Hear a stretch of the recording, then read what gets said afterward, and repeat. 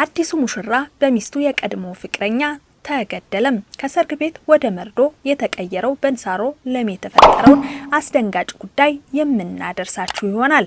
ባህር ዳር ላይ ሰው ገሎ የተሰወረው ተጠርጣሪ መቀለ ላይ በትግራይ ክልል ፖሊስ ተያያዘም። ሰላም እንደምን ቆያችሁልን የተወደዳችሁና የተከበራችሁ ውድ ቤተሰቦቻችን፣ ይህ ዛምራን አዲስ ቻናላችን ነው። ዛምራን አዲስ ቻናልን ተቀዳሚ ምርጫችሁ ስላደረጋችሁ ምስጋናችን ላቅ ያለ ነው። ቻናላችን የተለያዩ ወቅታዊ፣ ማህበራዊ፣ አነጋጋሪና እንዲሁም አስተማሪ የሆኑ ታሪኮችን ወደ እናንተ ውድ ቤተሰቦቻችን የምናደርስበት ቻናል ነው። ውድ ቤተሰቦቻችን ቻናላችን አዲስ ቻናል ነውና ከናንተ ውድ ቤተሰቦቻችን ቀና ትብብራችሁን እንጠይቃለን።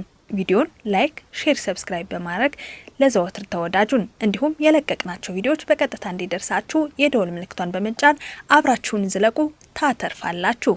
ማህሌት ማሩ ትባላለች። በባህር ዳር በሚገኘው መኳንንት ስለሺ ሆቴል ትሰራ ነበር። ያምራል አለበል የሚባል ወጣት በባህር ዳር ከተማ ደፍሯትና ገድሏት ተሰውሯል። የአማራ ክልል ፖሊስ የወንጀል ምርመራ ጠቅላይ መምሪያ የሰው ሕይወት በማጥፋት ወንጀል ተጠርጥሮ በተሰወረው ያምራል አለበል አለሙ በተባለው ግለሰብ ላይ አስፈላጊውን ጥብቅ ምርመራ እያከናወነም ነበር። ተጠርጣሪው ያምራል አለበል አለሙ ወንጀሉን ፈጽሞ ለጊዜው ተሰወረ በመሆኑ ፖሊስ ክትትሉን አጠናክሮም እንደነበር የሚታወቅ ነው።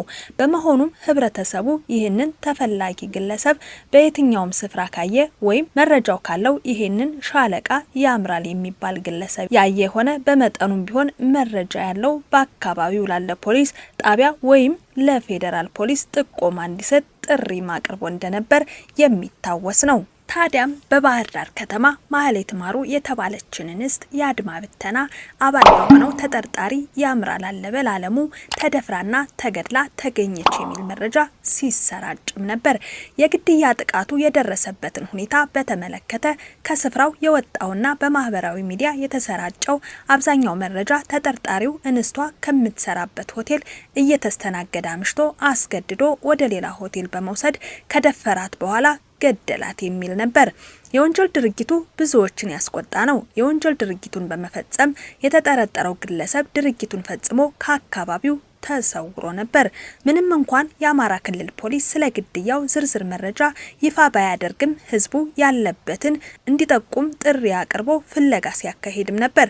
ዛሬ የአማራ ፖሊስ ይፋ ባደረገው መረጃ በነፍስ ግድያ ወንጀል ተጠርጥሮ ሲፈለግ የነበረው ያምራል አለበል አለሙ በትግራይ ክልል መቀለ ከተማ በቁጥጥር ስር ውሏል።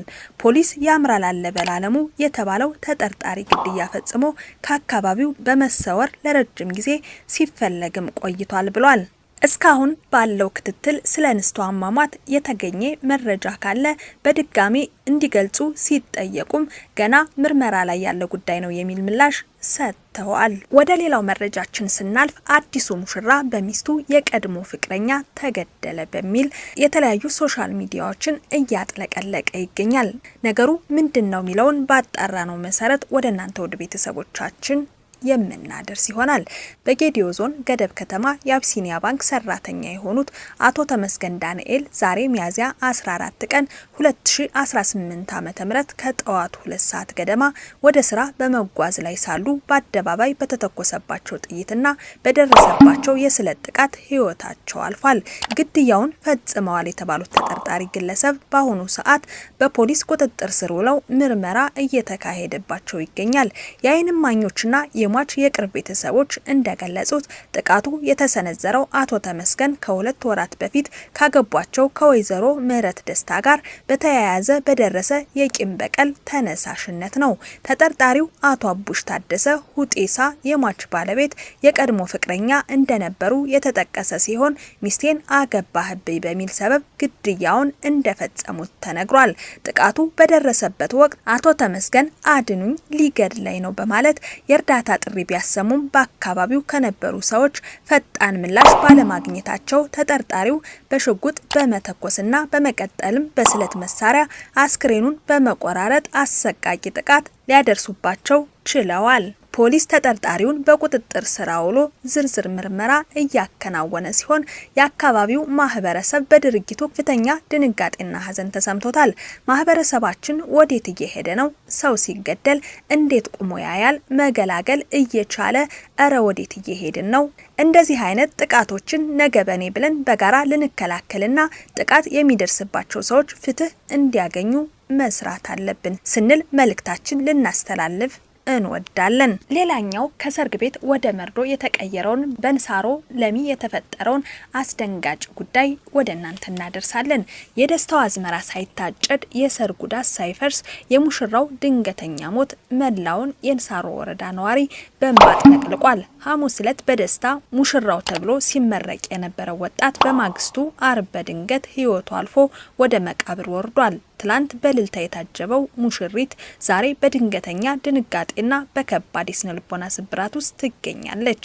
ይህ አሳዛኝ ክስተት ብቸኛ አይደለም።